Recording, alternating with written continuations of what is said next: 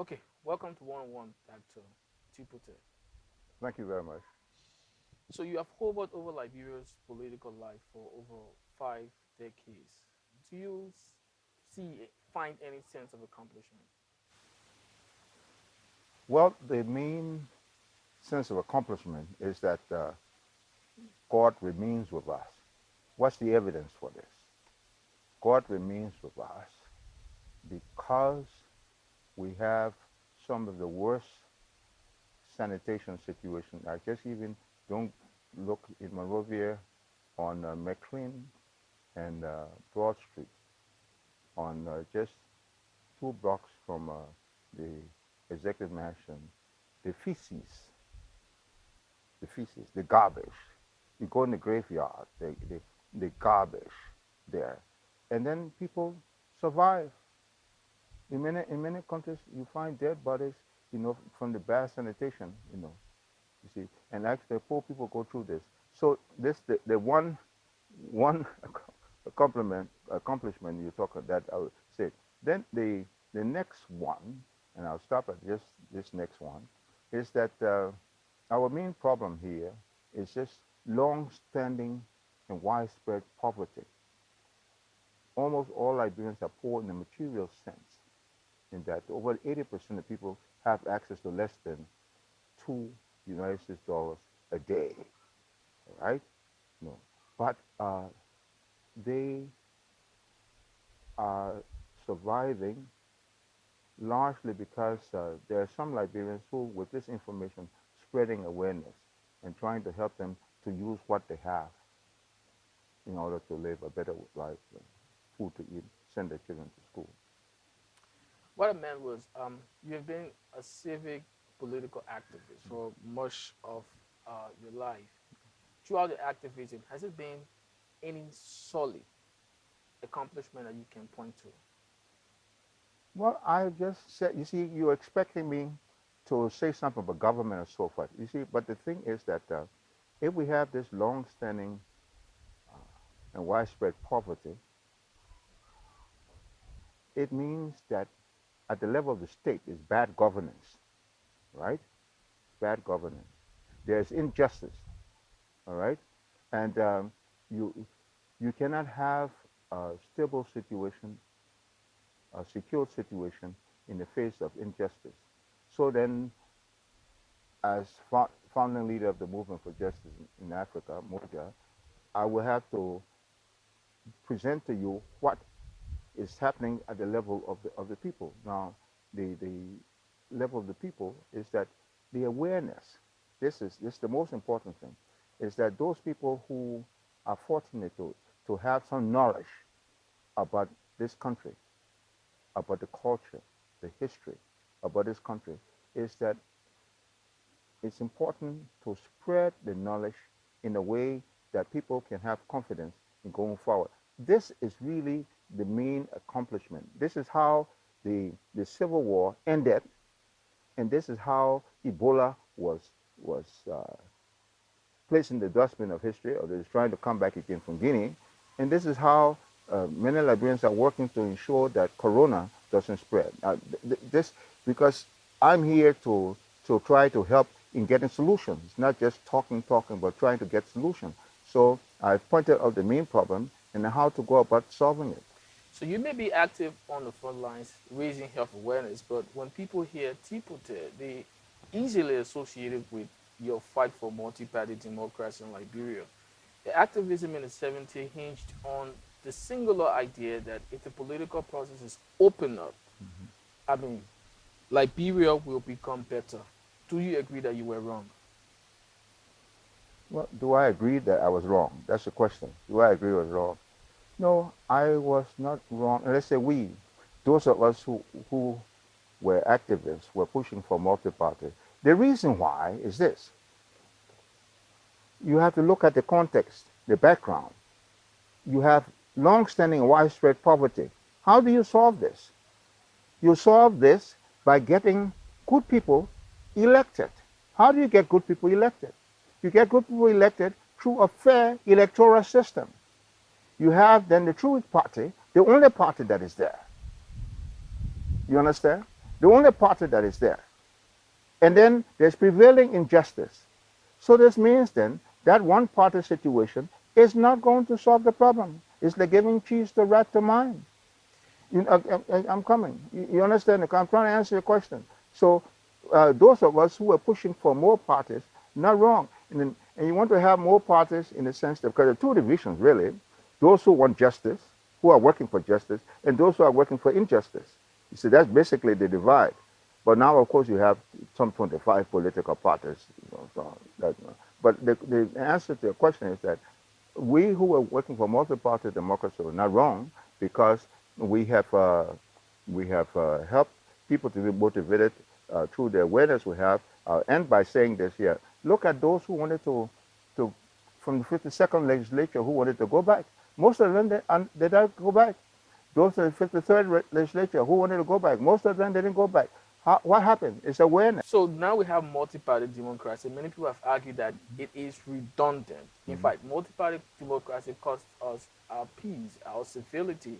If you look across the border, countries like Ghana and Nigeria, which experience coup in the same way as we did, the economic situation is better. I mean, recently the Human Development Index was released, and Liberia still is among the bottom 5 countries in terms of poverty.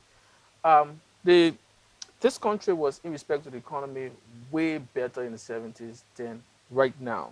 So it might appeal to anyone that your activism against Togba was biased and subjective. The activism was not against an individual. You must not have read one of my latest commentaries. America, Liberian rule, and native rule the same. It's not against it. It's systemic. It's the poverty generation system, the production for export system. And now, so get to the point you're making is that the voting does not make democracy. Voting does not make democracy. Some you have a voting and they say, "Oh, Liberia is a democratic country." Democracy is about participation of the people in decision making. You see, participation of the people in decision making. That you have a rule of the people, by the people, and for the people. You understand? So, what we have here now is not democratic governance. The people are not in control. If the people were in control, they would not unleash poverty on themselves. I'm being commonsensical. But this is exactly what you wanted. No. This not what do you mean by this is exactly what you wanted? That we wanted a situation. Those of us who work together, I'm just saying. I'm not calling names, but I said those of us, because some people who are working. Maybe I just call one name. Fala, who's a newspaper boy selling in the street. We work together, but people like you or so will not know him. But he's working too. He's selling newspapers, and he's telling people this is to help to raise awareness. You see, so now I want to get the point is that democracy is not about voting, because look at our electoral system here. These are organic. No. Yeah, but the important thing without this knowledge and action, it's impossible to have democracy. Most definitely, and I just wanted to address the earlier point I made. I was asking actually, your activism of the 70s was concerned on the popular participation of the people. You believed that if the people were given a chance to compete in the fair election, Liberia will become better. Yeah. Now, the people have been given the chance to compete. They have not. The election not fair. You see. I'm glad you use the subjunctive. If the people were given the opportunity. And the people are not going to be given the opportunity. The people who set your house called Liberia on fire are not going to bring water to put the fire out. The people who set the house called Liberia on fire because of the self-interest are not going to bring water to put the fire out. So what happened is that we've been working, and as we said, what is this here? What am I doing? I don't want to go through the details. This is part of the work. This part of the work today. The awareness is continuing. In this form, is continuing the form of servants of Africa fighting epidemics. The work is continuing. I'm 79 going 80. I'm not tired. And there are many people that you might not be aware of. They're not tired. They continue to work. You see, so what I want to get straightened out here now is that we fought for multi-party democracy as a way of enhancing the participation of people in decision making. So the good people are not into decision making. Yeah, Let's go back to the yeah. era of the 70s. Tolbert was a liberal president. He shared most of the concerns Mm. of Moja and some of the political activists in the movement. He made Moja possible. He made PPP Yeah, possible. this is completely wrong. It's He had completely created wrong. a The way you're space. going to is completely wrong. You're personalizing it. You personalize. That's why we said you remove Totman, they remove Tolbert without due process. They kill the man without due process. You know, all those things are wrong. I And told and Tolbert I was not responsible for Moja. and He didn't make way for Moja. he And then created the yeah, political condition. Tolbert was not he Tubman. did not do that. He did not do that. That's why it's important. He did not do it. You know, if he did that, then you get a single-handed personality thing. Okay, you move Totman, things will get better. You move Tolbert, things will. But it's not that. It's the system. So It's your the system. contention of the 70s was against the system, but Toybot was the leader of that system. Oh, well, just a minute. Just a minute. So Just a minute. Tolbert was again not a leader of that statement. You see, this country is dominated by transnational corporate interests. You know, and those transnational corporations belong to big countries, the United States of America, and so forth. Now they have their local decision makers here that they support, and even to the point I'm not going to mention him. Some of these foreigners gave money to some political leaders to run. I know one I can. I'm tempted to even give, but I won't give the name. Up to $5 million United States dollars to run. They don't want $3 million United States dollars to run. The reason why they do so, they want the national decision makers to maintain the economy as a production of raw materials for export economy. No value addition. That's what they do, and they maintain the leaders for that. And you can say, well, those leaders who are perhaps not interested in this or so, they arrange to have them removed. They arrange coup d'etats, you know. If you want me to go into details of a coup d'etat, they arrange coup d'etats, you know, and they remove people, no due process. They have some of these people who are leaning more to change the system, and this is what happened in Liberia. so the question now becomes, why were you so very hostile to the system? Now you have a leader Hostile to the system. to the TWP system. You No, have a no, leader. it's not a TWP system. Why am I hostile? And I remain. It's not a question of hostile. For instance, you get using words. The thing is that if somebody will come and say your child should not go to school, you will oppose that. Your child must go to school, and so you have a system that says now that all the blessings of God are just for a few people. A few people. Over 80% of people in the country have access to less than $2 a day.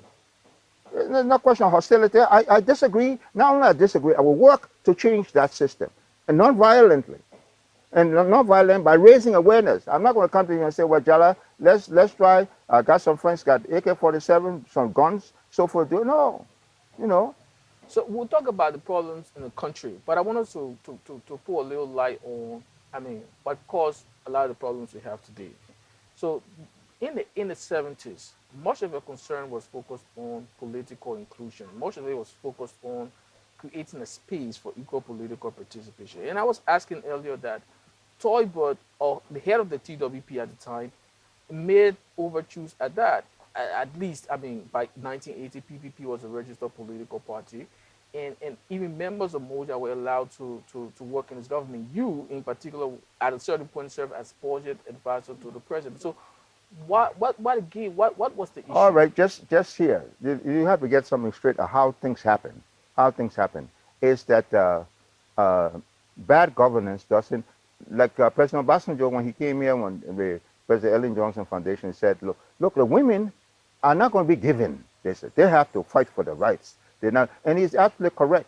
Now, I came from, at 27 years of age, I managed to scrub floors, different things, so forth. I went to the United States of America. And you need to know how I got there. Yeah, I took an exam, well, 200 persons to get a scholarship to the United States of America. There were 8 now. I passed the exam, but my name was not put on the list. How did I know? One of the examiners, it was an accountant like my father, went to my father and congratulated him. He said, your son passed. He said, my name on the list because the Secretary of Education put his son's name on the list. So I went and made my first protest, a demonstration. I sat on the steps of the executive mansion I sat on the steps until the president's wife, President Togba's wife, peace be to her, actually saw me and then made it, and then we pushed, and that's how I got on the list. You see, you have to know the process, but they say it's not somebody comes on there and say, well, Jala, your children are going to school and I'm getting benefit, so I will allow your children. No, it doesn't happen that way. You see, so that I got to state, and I was scrubbing floors, washing dishes at 27. I got through with my doctorate degree in economics, and I'm 79, I'm going 80. You know, now now of course I could be a billionaire today. I could be a billionaire today. But the thing is that you have to choose. So I chose early that 2 plus 2 equals 4, now equals 5. So you think Toivo was not given due process? You think you've written? Not thinking, but I know he wasn't I read given the due process. article, Native Liberian, American Liberian, Native Liberian rule the same, and in that article you made it explicitly clear you think he was not given due process. You think the coup was unjustified. But then the question now is, you were friends with Pa. I mean, the people from Don't Pa, personalize these things so far. Moja, Yeah, and Pa. yeah. I mean, had this cordial relationship. So why didn't Moja discourage Pa from engaging on a course of action that will ultimately cause April 14th? Well, okay, thanks. I'll get to this question. All right. Now, Moja was observing its 6th anniversary. The anniversary of Moja is March 21st. Why March 21st? But memorializing the Sharpeville massacre in South Africa, March 21st, right? Well, 6th anniversary, I suppose, commission. So then, people coming in, workers, farmers, student groups, to give congratulations to Moja. And so Mr. Barkas Matthews asked the master of ceremony, Mr. Kamla Wisa, who's now senator, said, oh, may I bring some greetings? We said, yes, you can bring greetings. Mr. Barkas Matthews went there and announced that there will be a demonstration. Just like that, no consultation. You see, so you need to know this background. I'm saying this publicly because, in fact, Senator Kamla Wisa was on, let's say, on television recently. He was interviewed by someone from the national broadcaster. He said the same thing, with the same fundamental. So that it went just like that. It was announced. And so people then felt that, well, Mr. Matthews used to come to our offices, the Moja offices. You're not well known almost every day. And that catapulted him, so forth. And that's how it happened. It happened. There was no consultation and he said there will be demonstration against the proposed increase in the price of rice. Increase in the price of rice. That's how it happened. And you supported him. Pardon? You supported him. You see, again, supported him. Moja supported. No, Moja. Because I listened to Dr. Famula's interview. Dr. Famula is not spokesperson for Moja. He admitted that he was a liaison between Moja and Pa. He was at the Pa headquarters on the morning of the protest. Yeah, but just a minute. Because now I'm founding leader of Moja, and I was head of Moja at the time. We assigned Dr. Emma Sawyer and Dr. Famula to go and tell Mr. Matthews that, and the power people, that we got information, the military will come shooting. They will come shooting. They should not go ahead with the demonstration. They will come shooting. And then that Dr. Famula and Dr. Sawyer did that. We sat on the floor in my house, and we there with others in the leadership. We made a decision. And I won't call the name of the colonel from the army who came to us. We actually said, I get information from many places. People are very helpful. We mentioned that. Moja people sat down and said, well, okay, fine, let's ban the riots, this and this, so forth. But I told you how this thing is. The proud leader went and said, well, may I bring greetings? And that was his greeting. So you were not clearly supportive of the protest. And in the succeeding months, it became very clear that even though Pa and Moja were committed to almost the same cause, they were both socialist leaning organizations. Excuse me.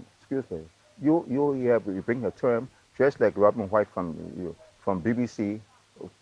I mean, for example, in the mayoral election in 1979, Pa did not support the Moja candidate. What was that so? In the mayoral election of 1979, Yeah. Well, let me put it this way. There are many of us who go around saying we go to church, we're Christians, but we get out, we do something else. There are many of us who say we are progressives. When we get out, we do something else. But here now, and I'm bound to truth telling. So if I'm telling something not true, I can trust you, Jala will say, no, that's not true. The truth of the matter is this, is that Moja, as an institution, continues to push for justice for all, and is based on a constitution of Liberia. It means that all people should be treated equally, fairly. Questions. Go Let ahead. me respond to the questions. Go ahead. How come Moja and Pa Yeah. went out on the same footing? In terms of what? So I cited a very specific example, that is the mayoral election of 1979. Yeah. In the same month, Dr. Sawyer was announced as the mayoral candidate for Moja. Yeah. Barcos Murphy, the head of power, announced that he registered his movement into a political party. He was not very clearly in support of Well, the it's the same candidate. here. How come that when I was still in the race for president at this conference center, Mr. Matthews withdrew his support and went to support and let the True Party in. You see that? You see what I'm saying? It's that it's not what you say, it's what you do.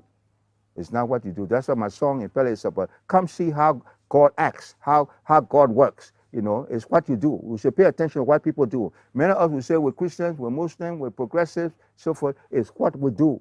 So look at me in terms of what we do. You see, you know. So, Dr. Tipoteh, you're a respected professor of government and politics. You have an exhaustive understanding about how politics work. I mean, so if you looking back, the riots, the mobilization against the government, if you had a chance, would you do things differently? There's one thing I would not do differently, and that is fundamental, and that is that to raise awareness of the people that the blessings of God here for all of us, not just for a few people. I'll continue to do that work and raise awareness because this is the only way to motivate people to engage in nonviolent action. So you think you were too hard during the decades of the 70s? You No, were too no, radical? not. I was not. I was doing the right thing, but you know, it's the way you ask the question. Will I do things differently? I said no. Fundamentally, I will not do things differently. I thank So, you for in that. simple terms, you do not regret any of the things you did in terms of your activism that brought down the TWP regime that caused the April 14 riot and ultimately was responsible. But you are wrong. You know what I'm connected with, the work I'm connected with, they didn't bring down the True Party. They didn't bring down the. They didn't. In fact, there are no riots. You see, so we have to get it straight. What is it that brought down the True Party still exists today? But why is it that they're not ruling? Is the awareness, the awareness among the Liberian people. Not just Tipoteh, maybe Tipoteh brought us some leadership or so, but the awareness of Liberian people around the country that we need. Look at the old man from Sanoye, the paramount chief from Sanoye, who became the first, Mansour Koko, who had the first negotiation with Liberian government. All those people, so forth. The awareness being raised. So, and that's how, with this awareness, then the door will open for other people. And the powers that be internationally didn't like the way in which they might say President Togba was soft in his leadership. That's why they removed him. It was deliberate. Liberia is almost like an American colony. Why do I say that? Why you have a situation here, in the commercial sector, foreigners have access to 2 million United States dollars a day. Why over 80% of the population have access to less than $2 a day? You see, so you need to understand these facts. Okay, so I mean, let's talk about your involvement with the government of Samuel Doe. So you joined the PRC government led by Samuel Doe, and there was much optimism, and people thought there would be an embrace of new freedoms and liberties. Yeah. But the political climate deteriorated drastically. After 15 months, he resigned, and in no time to crush the progressive movement. So the question is, how come you were so powerful in bringing down the your 132-year-old TWP superstructure. I didn't bring it But down, and I was, the progressive movement, yeah, but you were very incapable of humbling the yeah. illiterate, Well, the uneducated question Samuel is Doe. not well placed. The thing is that Go ahead, the, go ahead. the question now, well, the fact of the matter is this, that I was sitting down someplace. I heard my name called by the Samuel Doe regime to come be Minister of Planning. I could have said no. I could have said no and perhaps get myself killed. I could have said no. There's always a choice. But why did I say yes? I said yes because I saw a little door where we could pursue the Moja mandate. So now, Samuel Doe is president, and many people out there think that Samuel Doe became president on the backs of the political activism of the 70s. So Samuel Doe is president, and then there's a civil war. Now Liberia is facing, even at this moment, Liberia is facing an economic collapse. People out there, once they hear Some people, Moja, some some people people. out there think that Moja, Pa, they're responsible for this. So Yeah, yeah. sometimes, Some do people you think even. we Some get too people, political? you are right. Some people I don't. Let me just talk about Moja. I can't talk about. Some people are thinking this. And the thing about it is that you know when they were responsible for this coup d'état, responsible for this so forth, is that they do not know that what runs this country is not Moja. What runs this country is the power of the transnationals that get foreigners in the commercial sector earning $2 million US a day, while our people are suffering with less than $2. This information coming from the 1950s. And so the, the largest transnational country, the biggest, the number one economy in the world is the United States of America. And, and Liberia is just into that. They will get people here who will promote the production of raw materials for export. So you've always stood with the people, but I mean, when you needed the people to stand with you, they outrightly rejected your proposal. For example, the people did not support your People's Liberation Party. They No, no, popularly no, no, no, rejected no. the Freedom Alliance I never Party. had a party called. I was never a member of a party called People's Liberation. This was just formed. This was just formed by KSL People's Liberation Party. Our political party, Liberian People's Party, the Liberian People's Party. Now, you know, as I said, by way of analogy, the people who benefit from the house called Liberia being on fire, the people who benefit from the massive poverty here, from production of raw materials for export, are not going to be the people who will put the fire out or to stop this. So, what is it? Is it surprising that I don't get many votes? It's not surprising. Why would they want to vote me into office? But I still run. Why do I run? I run to bring up the issues, to raise the awareness. That's why now most of the people represented in the 50, in legislature, in the 52nd legislature, that want to go back, they not go back. The 53rd, not go back. And the 54th, most of them will not go back because they're raising awareness. And running raises awareness. If we get the title, fine. But don't expect people who benefit from your house being on fire to bring water to put a fire out.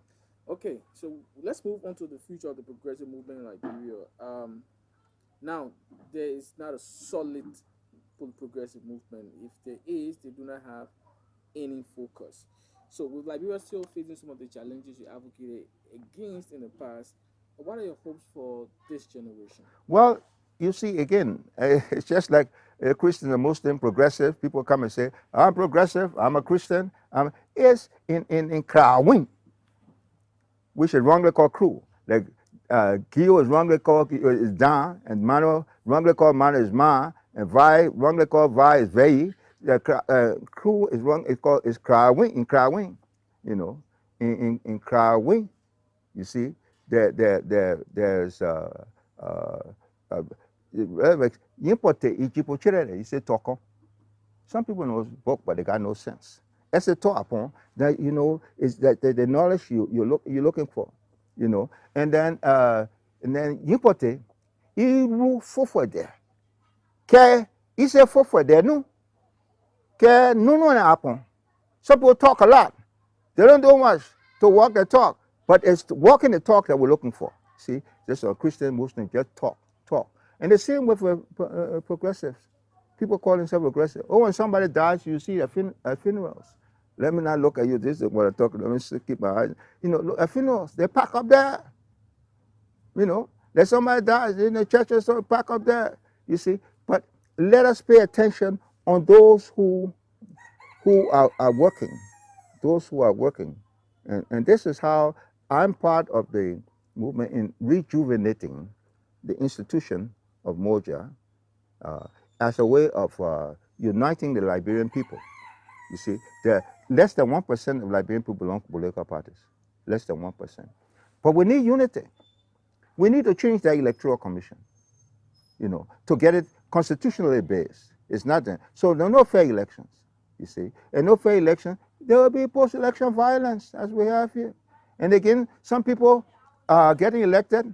I'm not going to call names. They figure out, oh, the people voted for me. But they're not voting for that person. They're voting against the situation that they don't agree with, the worsening poverty that they don't agree with. The promises that were made that are not being attended to. You see, that's what they're voting against. You see, so now we have to try to continue raising awareness, and that's what you do. Focus on Tipoteh there. Well, he talked this thing, but is he doing that? Huh? If he's not doing that, then it's not serious. You see, it's not serious. That's why now I've written all these commentaries I've written, and I said even this Liberian Economic Group report over a year now, not a single economist outside our group, not a single department of economics in all the university colleges we have come and said, look, they report is bad. No comment, no comment, no comment. So why would they want me to go and teach there? I mean, this is commonsensical. No comment over a year. This country is small. I mean, it's a small country, and the problems can be solved. But you need good people. And how do you get good people? Through the electoral process. The electoral process is not good. So we got to try to make it good. That's why we went to court. Okay, so on a final note, the vices the Moja advocated against back in the 70s, these vices are alive in present. So do you think there will ever be an April 12th or April 14th ever again? No, we are working against violence. See? So we're trying to minimize the possibility. We're trying to reduce the chances of violence overtaking us in the future. This is the legacy, I think, from April 12th, April 14th, is that violence is not the answer. Violence is not the answer. Non-violence is the way forward. I've written that in several commentaries. Great. Thank you so much, Dr. Tipoteh, for this conversation, and we look forward to more engagement. Thank you. Thank you very much, and thank you for the work you're doing. Okay. All right.